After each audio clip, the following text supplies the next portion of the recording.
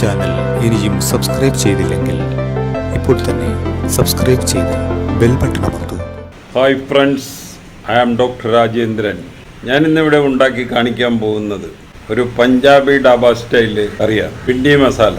നമ്മുടെ വെണ്ടക്ക തന്നെ എൻ്റെ അകത്ത് മെയിൻ ഇൻഗ്രീഡിയൻസ്. ബാക്കി ഇൻഗ്രീഡിയൻസ് ഒക്കെ കാണിച്ചു തരാം. അതിന് വേണ്ട ഇൻഗ്രീഡിയൻസ്: വെണ്ടക്ക ഇതുപോലെ അരിഞ്ഞത്, സവാള, വെളുത്തുള്ളി, ഇഞ്ചി, മഞ്ഞൾപ്പൊടി, മല്ലിപ്പൊടി, കാശ്മീർ ചില്ലി പൗഡർ, കുരുമുളക് പൊടി, ഗരം മസാല.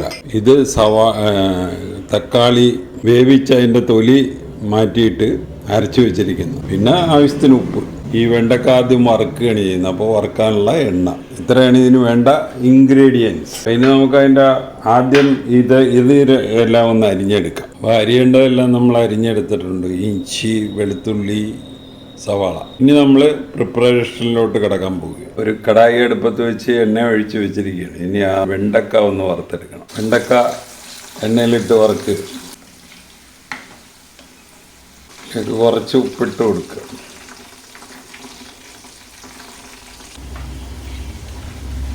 ഇത് അങ്ങ് മൊരിയണമെന്നൊന്നുമില്ല, ഇതൊന്ന് വെന്ത് കിട്ടിയാണ്. വെന്തിട്ടുണ്ടല്ല, എല്ലാം വെന്തിട്ടുണ്ട്. നമുക്കിതങ്ങ് കോരാം.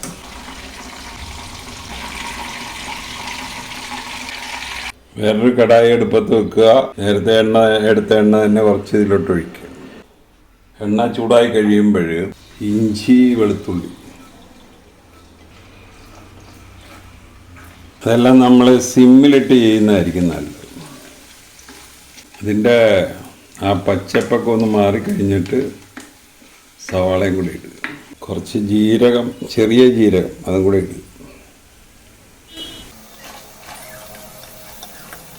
കുറച്ച് ഉപ്പും കൂടെ ഇടുക.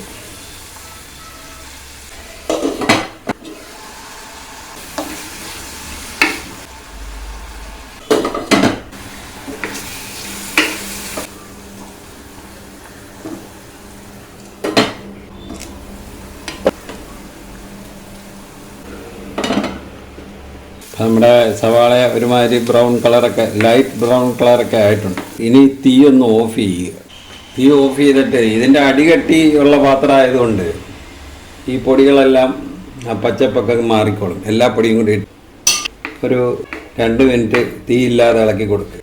ഇനി നമ്മൾ ഒഴിക്കാൻ പോകുന്ന തക്കാളി ശരിക്കും വെന്ത തക്കാളി വേവിച്ച് തൊലി കളഞ്ഞിട്ട് അരച്ചെടുത്തിരിക്കും. അതിൻ്റെ പച്ചപ്പൊക്കെ മാറി.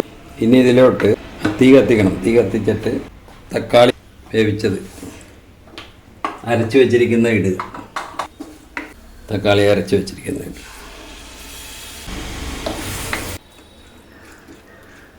അപ്പോൾ നമ്മളെ പഞ്ചാബി ഡാബ സ്റ്റൈല് ബഡി മസാലയുടെ അവസാനത്തെ സ്റ്റെപ്പ് ആയിരിക്കുകയാണ്. ഇനി ഇതിലോട്ട് വെണ്ടക്കായ ഇടുക, നല്ലപോലെ മിക്സ് ചെയ്യുക.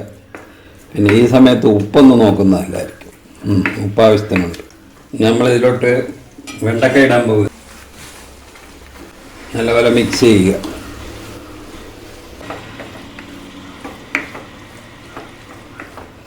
നമ്മൾ വടക്കേ ഇന്ത്യയിലൊക്കെ പോകുമ്പോൾ ഈ നമ്മളിവിടെ തട്ടുകട പോലെ ഡാബ എന്നും പറഞ്ഞിട്ട് ഉള്ള ഒരു സംഭവമുണ്ട്.